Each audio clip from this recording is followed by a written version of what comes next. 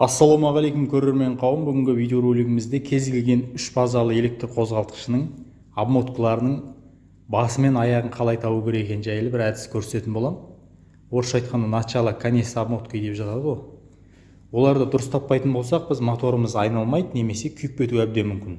Мысалға, өзі үш фазалы электр қозғалтқыштарымыздың барлығының ішінде өзі тәуелсіз үш обмотка болады, үш орам болады. Схемадан түсіндіріп жіберейін, мысалы көрсетіп. Міне, мынандай үш тәуелсіз обмотка болады, яғни орам. Мысалы, олар латын әріппен белгіленеді көп жағдайда. U1, U2 деп басы, аяғы, начало, конец деп, V1, V2, W1, W2 деген сияқты. Оларды біз жұлдызша күйінде немесе треугольник, яғни үшбұрыш күйінде жалғай аламыз. Соны дұрыс жалғау үшін біз міндетті түрде бұлардың басы мен аяқтарын дұрыс тауып алу керек. Қалай болса солай жалғайтын болсақ, жаңа айтқанымыздай, моторымыз істемейді немесе күйіп кетуі әбден мүмкін. Соны табу үшін бір әдісті көрсетейін қазір сіздерге. Ол үшін үш түрлі, негізі қолда бар болса, әлбетте желательно үш түрлі түсті изолента таққан дұрыс болады, өте оңай болады сол. Үш түрлі түсті. Мысалы, мен жағдайымда көк, қызыл, ақ. Және де кәдімгі мультиметр керек. Оны прозвонкіге қоямыз бірінші. Біз прозвонкіге қоя отырып, бірінші өзін тексеріп аламыз. Істеп тұр. Біз ең алдымен, ең қарапайым, әр обмоткамыздың екі ұштарын тауып алу керек. Екі ұштарын тауып аламыз, мысалға. U1 мен U2-ні, V1 мен V2-ні, сосын W1, W2-ні тауып аламыз. Сөйтеміз де әр қайсысын тапқаннан кейін екі ұштарына бір түсті изолентаны жабыстыратын боламыз. Мысалы, қазір мен уже тауып жабыстырып қойдым. Тапқанда кәдімгі қарапайым енді прозвонка қойдық. Мысалға, мына екеуі бір обмотка болып саналады, мына екі кабеліміз. Оны былай тексереміз, қарапайым. Мысалы, қазір маған ыңғайсыз болып тұр, сонда да көрсетейін. Міне, екеуі бір обмотка. Дауысын естіп отқан шығарсыздар, мына қызыл менен, мына қызыл бір обмотка болып табылады, мысалға. Ақ пенен, мынау ақ бір обмотка. Яғни біз тауып алдық, мысалға. Орындар ауысып кетуі де мүмкін, ешқандай айырмашылық жоқ бұда, ешқандай қорқудың керегі жоқ. Ең бастысы біз үш тәуелсіз обмоткалардың екі ұштарын тауып алып, біз оларға изолента жабыстырдық, шатасып кетпеу үшін. Енді бізге қарап отырсаңыздар, жаңа айтқанымдай, ағылшын латын әріптерімен U1, U2, V1, V2, W2, W1 деп бірінші біз цифрларды жазбаймыз, тек қана әріптерді ғана жазамыз. U деп, екі үшін мысалға. Мына көкке мысалға қарасаңыздар. U деп жазайық. Мына үшіне, екінші үшіне де U деп жазамыз. Мынау сандарды кейін жазатын боламыз. 1, 2 деген сандарды кейін қайтып жазу керегін түсіндірем біз. Сосын аққа V, екеуіне де V деп жазамыз. Қызылға W деп екеуіне жазамыз. Жазып қойын, сосын жалғастырамын. Міне, жаңа айтқандай жазып қойдым. Қызылға V-дан, екеуіне де көкке U-дан, U әрпінен, аққа W-дан, екі жағына да. Орындарын ауыстырып жіберуге де болды. Мысалға, қызылымызға W, ағымызға V деп ешқандай айырмашылық жоқ. Ең бастысы біз екеуіне де, яғни екі ұштарына бір әріптен жазу керек. Мысалға, қызылдың бір ұшына V-ны жазып, екінші ұшына W жазып, немесе U жазып қойған бізге болмайды. Ендігі әдіс қарап жақсылап көріп алыңыздар. Схеманы қараңыздар. Барлығына жазып қойдық, U-дан, V-дан, W-дан да. Енді бізге бүйтеміз. Мысалға, кез келген бір обмотканы аламыз да, бір обмотканың екі ұшын аламыз да, мысалы, U-ды аласадықшы. Ешқандай айырмашылық жоқ. U-ды аламыз да, мысалы, U-ды алайық. Осы U-дың екі ұшына біз кәдімгі 220 вольтты береміз. Қысқа уақытта айнымалы тоқ. 50 герцті айнымалы тоқты береміз. Сонан соң қалған екі тәуелсіз обмотка қалды ғой. Соның кез келген екі ұштарын біріктіре жалғай саламыз. Секіртпе бере саламыз. Сөйтеміз де қалған екі ұшы қалды ғой. Қалған екі ұшына біз мультиметр жалғаймыз. мультиметр. Айнымалы тоқ режиміне қойып, мультиметр жалғаймыз. Қазір көрсетейін. Бірінші мультиметр жалғаған кезде, сосын барып 220 вольт айнымалы тоқ көзіне жалғаған кезде, мультиметрімізде қандай да бір кернеуді көрсетуі мүмкін. Мысалға 5 вольт, 10 вольт деген сияқты. Сосын барып, оны еске сақтап аламыз. Мысалы 10 вольт көрсетті, еске сақтап алдық. Келесіде осы күйінше тұра береді мынау U деген обмоткамыз. Келесіде мынаны ажыратып бастаймыз да, мынаны ажыратып бастап, енді мына ұшын ажыратып алып, біз мына ұшқа жалғаймыз. Ажыратып тастадық, яғни үзіп тастадық та, енді бұны апарып мынаған жалғаймыз. Мынаған. Сосын барып тағы бір тексеріп көреміз. Ол кезде қалай тексереміз? Ол кезде бір ұшына мына мультиметр қалатын болады. Сол күй екінші үшін уже мынаған емес, уже мынаған жалғайтын боламыз. Сол кезде кернеу көбірек көрсетуі мүмкін. Соны біз былай айтқан кезде анықтау керек соған. Былай қарап тұрсаңыз, бұның басы қайда, аяқ қайда бізге көрінбейді. Ол ішінде қалай ол обмотка оралған, қай жағына жалғанған бір Құдай біледі оны. Соны біз электр тоғын бере отырып, айнымалы тоқты біз анықтайтын боламыз. Қазір соны көрсететін боламын. Міне дәл жаңа айтқанымдай жалап қойдым, қараңыздар. Мынау изолентамызға U деген әріпті жазып қойған едік. Оған 220 беріп қазір көреміз. Міне автомат арқылы жібердім біреуін прямой. Қазір мынаны вилканы розеткеге тығатын боламын. Қалған жаңағы айтқанымдай кезген екі үшін жалғай салдым. W мен V-ны, V мен W-дің кезген бір екі үшін жалғай салдым. Қалған екі қалды ғой. W-ден біреу, V-дан біреу. Оны мультиметрге жалғадым да, мультиметрді айнымалы тоқ режиміне өлшеу режиміне қойып қойдым. Енді қазір қысқа уақытта ғана бір 5-6 секундқа тоққа тығам, өйткені қызып кетуі мүмкін мотордың обмоткасы. Сөйтіп мультиметрдің көрсеткеніне қарайым. Тоққа тығам. 19-20 вольт көрсетіп тұр. Көп ұстауға болмайды, өйткені мотордың обмоткасы қызып кетеді. Еске сақтап алдық. 20 вольт дей берейік. Енді мынаны ажыратамын.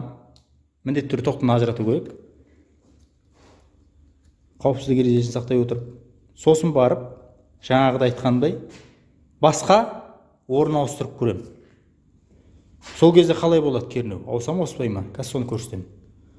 Міне, жалап қойдым, орындарын ауыстырдым, яғни мына жақтан шығып тұрған екі сымды, қызыл менен ақты, яғни V менен W-ды бірге жалап қойдым.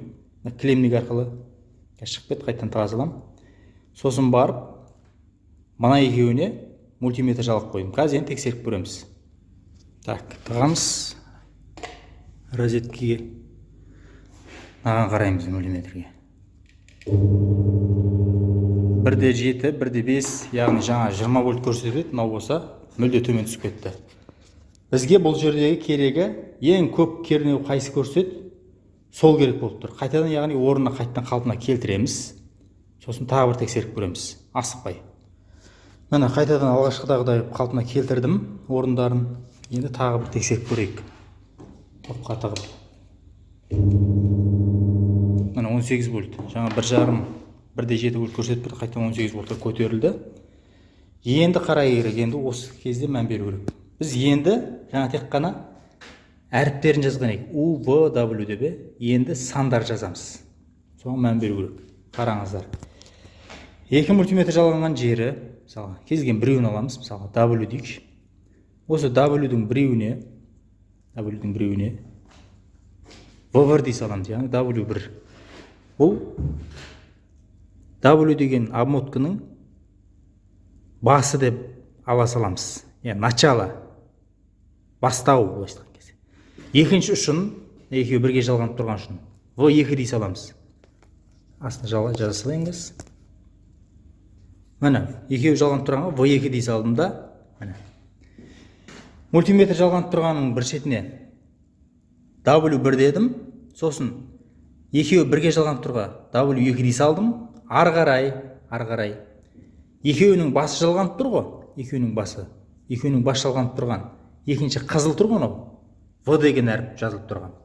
оған сәйкесінше схемаға қарай отырып, схемада қалай жалғанады?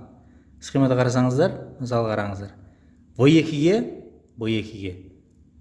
V1-дің бірінші цифрасы жалғанып тұр. V2 емес, V1 жалғанып тұр. Сәйкесінше осы жалғанып тұрған қызыл V-ға 1 деген цифраны қоямыз. Мынаған 1 деген цифраны жазамыз. Схемаға сүйене отырып, 1 деп жазам. Мені 1 деп жаздым, яғни W-дің бірі бастамасы, аяғы, ары қарай оған жалғанып тұрған V деген обмотканың бастамасы, оның аяғы мынау тұрған екінші қызыл болады. Осыған 2 деп жаза салам. Бітті сонымен. Яғни мынау 2 деп тұрған мына шет тұр. W2 менен V қосылып тұрған ол бірінші цифра болып тұр, яғни бастамасы болып тұр. V деген обмотканың бастамасы. V деген обмотканың бастамасы мен W дегеннің обмотканың аяғы бірге жалғанады схема бойынша. Соған мән бере отырып, оған 1 деген цифраны қоямыз. V2-ге жалғанып, W2-ге жалғанып тұрған. Ары қарай V1-ден кейін осының қарама қарсы бетіне тұрған празбонка арқылы тауып алған қызыл изолентамызға V2 деп жаза саламыз. Міне, V2 деп жаздым. Енді қарап отырсаңыздар, біз 2 тәуелсіз обмотканың басы мен аяғын тауып алдық. Жобамен енді бізге жалғыз бір обмотка қалды, соның басы мен аяғын табу керек. Ол үшін жаңағы U деген тәуелсіз бір обмотка қалды, осының басы мен аяғын табу керек бізге. Біз оған 220 беріп тұрғанды жаңағынша 220 беріп тексердік қой. Енді 220-ны ажыратып тастаймыз. Мынаның бәрін ажыратып тастаймыз да, келесі жолы, келесі кезекте біз былай істейміз енді. Мынау жаңағы бірге жалғап қойған перемешкаларды алып тастаймыз, клеммиктерді сөйтеміз да, кез келген біреуін аламыз, мысалы. V-ны алайық, или W-ды алайық. Кез келген, мысалы, V-ны аласайықшы. V-ның екі ұшына дәл мына U-ға берген сияқты 220-ны беретін боламыз. Қазір соны жалғап көрсетейін. Міне, жаңағы V деген обмоткамызге басы мен аяғын тауып алған қызыл изолентаға 220-ны жалғап қойдым, пока әлі тоққа тыққан жоқпын. Енді бізде жаңағы басы мен аяғы анықталмаған U деген обмоткамыз тұр, және де W деген басы мен аяғы анықталған обмоткамыз қалды. Енді дәл осы екеуін бастапқыдағыдай V менен W-ге жалғағандай қылып, еш ойланбастан, бас қатырмай-ақ, кез келген екі ұштарын жалғай саламыз. Яғни W менен мынау U-дің мысалы мына екі ұшын жалғай саламыз қазір. Перемешке бере саламыз. Сөйтеміз да, мына екі ұш қалады ғой, қалған екі ұшы. Екі ұшына мультиметр жалғай саламыз. Мультиметр.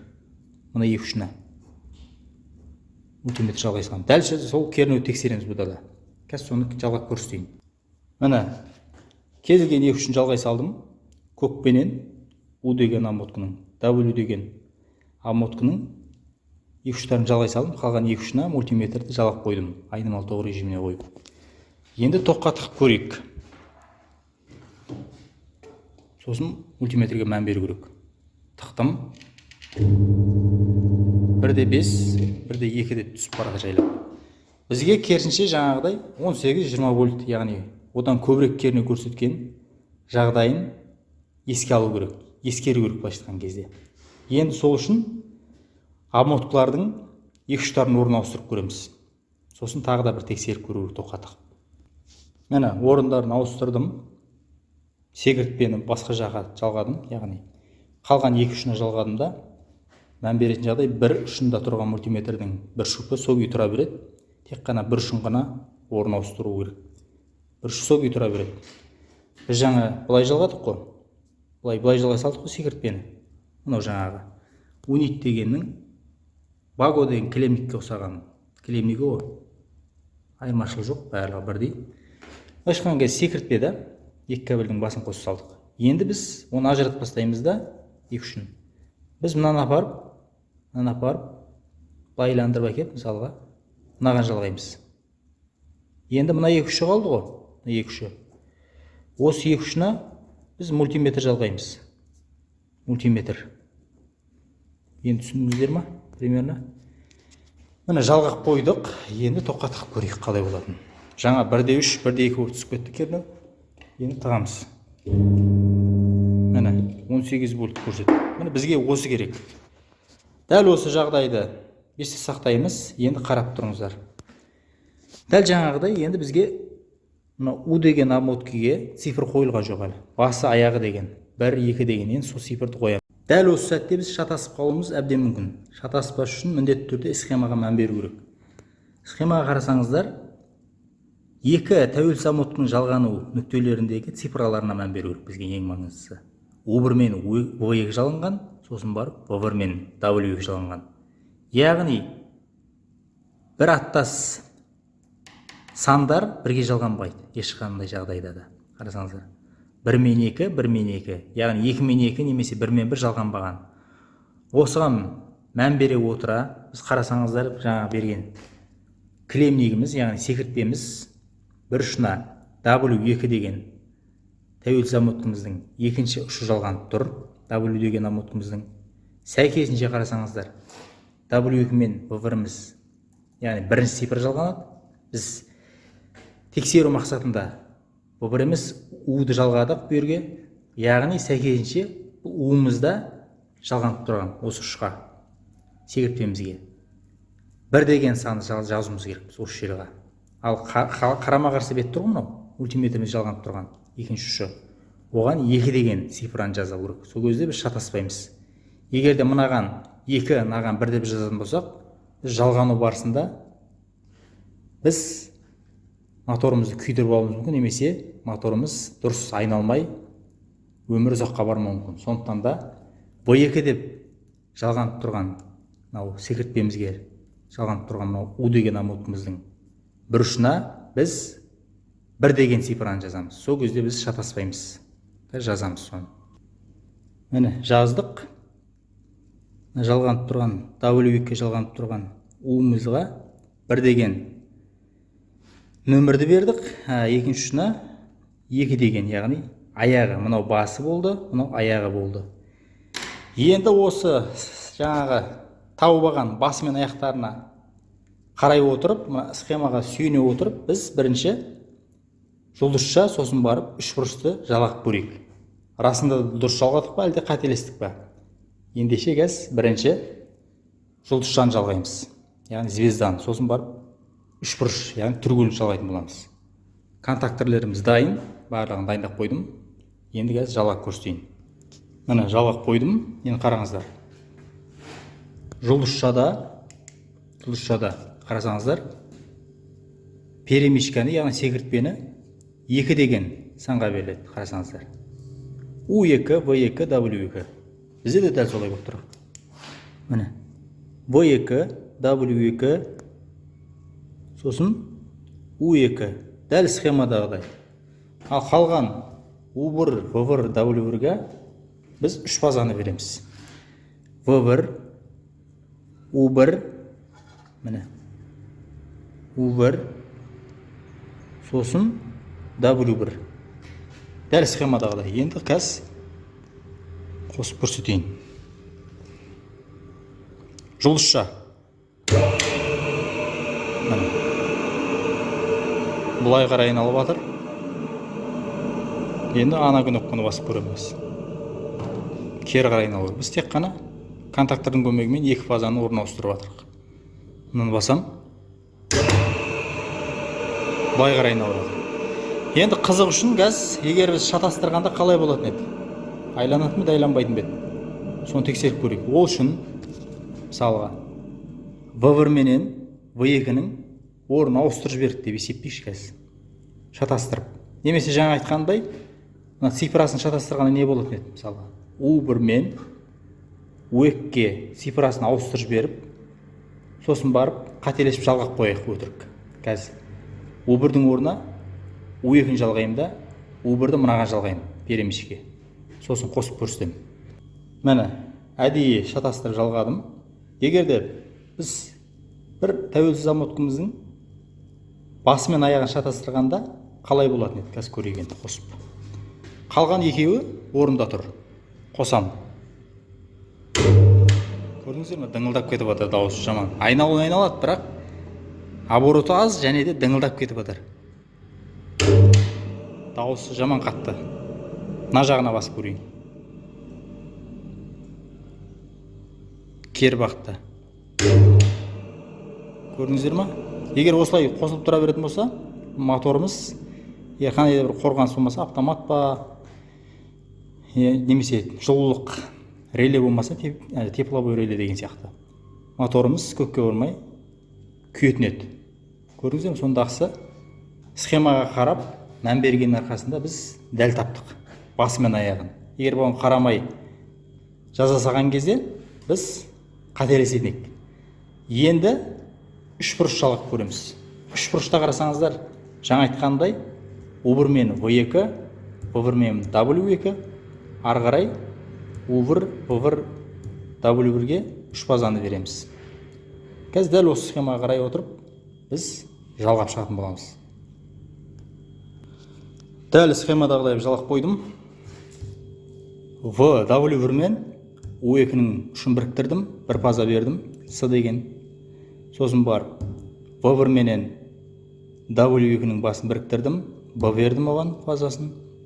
Сосын бар V2 менен U1-дің басын біріктіріп, оған A деген фазаны бердім. Дәл солай. V1, U2, сосын бар U1, V2, B1, W2, яғни 1-2, 1-2, 1-2. 1 мен 1, 2 мен 2 деген жоқ. Енді қазір қосып көрсетейін. Қазір секіру мүмкін, өйткені треугольникте тоқ күші өте үлкен болады. Пусковой тоқ деген. Бастапқыда. Басам. Көрдіңіздер ме? Секірсін. Енді кері бағытта. Шамамен бір 7 киловаттай мотор мынау қуаты. Кері бағытта басам. Құлақ берейін деп жатыр. Егер дұрыс жалғанбаған болса, бұл бірден автомат лақтыру мүмкін еді. Егер бұдан да мықты мысалға 70, 80, 90, 100 киловаттық мотор егер шатасатын болсаңыздар, контакторымыз жабысып қалады, немесе автомат лақтыру мүмкін, немесе мотордың өзі жанып кетуі мүмкін да. Қателікті кешіре бермейді. Мынау кішкене болса да, сәл дыңылдап, үйтіп өшіріп үлгеруіміз мүмкін да. Үлкен моторларды өшіріп үлгере алмайсыз. Бір-ақ рет қателесіз, сонымен мотордан айырылып қалуыңыз мүмкін, немесе контакторларымыз жабысып қалса да, ондай қуатты моторларға мықты контакторлар қояды, қымбат. Ол жабысып қалса, оны қайттан ауыстыра беруді оңай. Сондықтан да схеманы шатаспастан, асықпай жаңағы әдісті қолданып отырып жалғайтын болсақ, біз шатасуымыз өте қиын. Міне осымен біздің видеоролигіміз өзінің соңына таяды.